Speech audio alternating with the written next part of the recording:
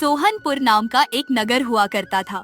वहाँ पर श्याम नाम का एक लड़का अपनी बूढ़ी माँ के साथ रहता था और श्याम के बचपन में ही श्याम के पिताजी का स्वर्गवास हो गया था। श्याम की माँ हमेशा बीमार रहती थी। घर का खर्चा चलाना बड़ा मुश्किल था, इसलिए श्याम ने बचपन से ही अपनी पढ़ाई छोड़कर छोटा मोटा काम करके अपने घर का खर्चा जैसे तैसे करके चलाता और अपनी माँ की देखभाल करता। बेटा, मेरी दवाइयाँ खत्म हो गई हैं।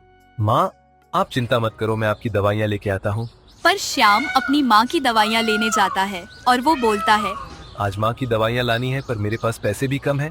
चलो कोई बात नहीं, आज काम ज्यादा करना होगा माँ। श्याम ये सोचता हुआ आगे जाता है। वह एक सेठ के पास काम करने की विनती करता है और वह सेठ श्याम को काम दे देता है और श्याम बड़ी जी तोड़ मेहनत करता है और वह सेठ जी से अपनी मेहनत की कमाई से अपनी माँ की दवाइयाँ खरीद कर अपने घर जाता है और अपनी माँ को बोलता है, माँ देख, मैं तेरी सारी दवाइयाँ खरीद कर ले आया।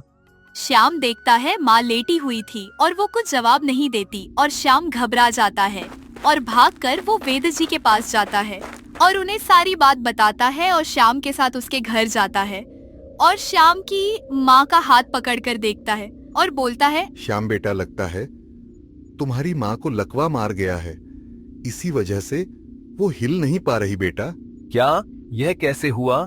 पर इसका कोई तो इलाज होगा। इलाज तो है, पर थोड़ा खतरा है।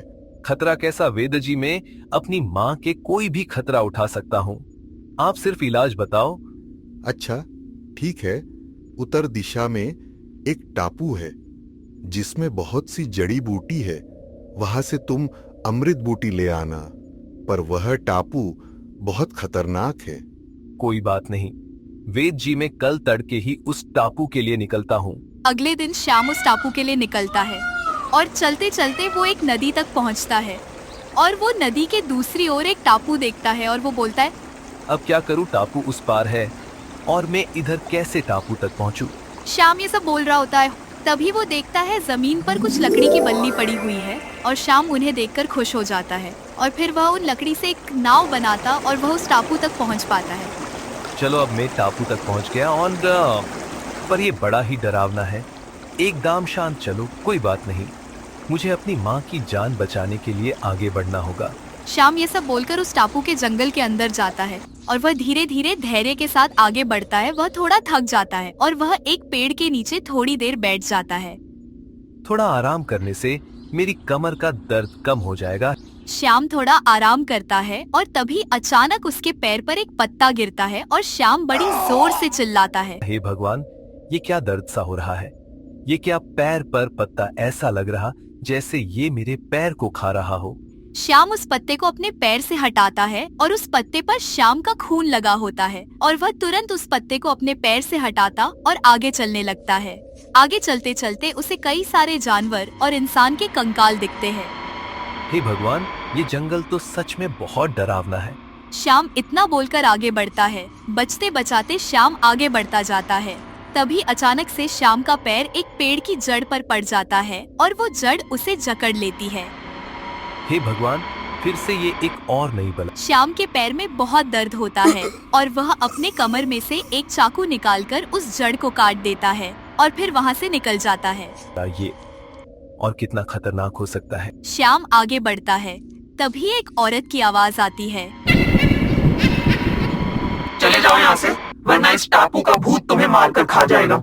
श्याम अचानक से ये आवाज सुनकर थोड़ा घबरा जाता है और बोलता है, कौन है और यहाँ कौन भूत है? श्याम ये सब बोलता है। तभी कुछ लोग अचानक से श्याम के पास आते हैं जो कि उस टापू पर किसी के बंधक होते हैं। श्याम सबको देखकर घबरा जाता है और उन्हें लोगों में से एक आदमी बोलता है, कौन है बे तू लड़के, और तेरी हिम्मत कैसे हुई हमारे स्वामी विकोक महाराज के इस टापू पर आने की? ये सब बोलकर वो सभी लोग हंसते हैं। तभी डरते डरते श्याम उन लोगों से बोलता है, मैं अपनी माँ के इलाज के लिए जड़ी बूटी लेने आया हूँ। तूने हमें मूर्ख समझा है क्या? सच सच बताओ तुम। छिप जाते हैं और श्याम भी जल्दबाजी में एक पेड़ के पीछे छिप जाता है।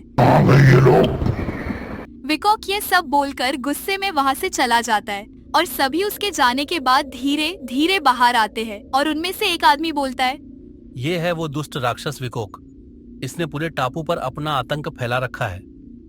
इसने ही हमें अपने वश में कर रखा था, जिस वजह से हम लोगों को बंधक बनाकर उसे लिए ले जाता थे और वह उन्हें मार कर खा जाता था।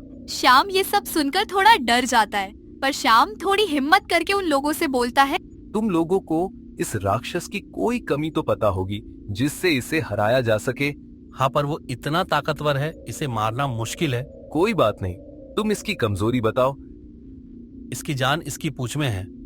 अगर हम इसकी पूंछ को नष्ट कर दे तो ये खत्म हो जाएगा। ठीक कल हम इसका अंत करेंगे।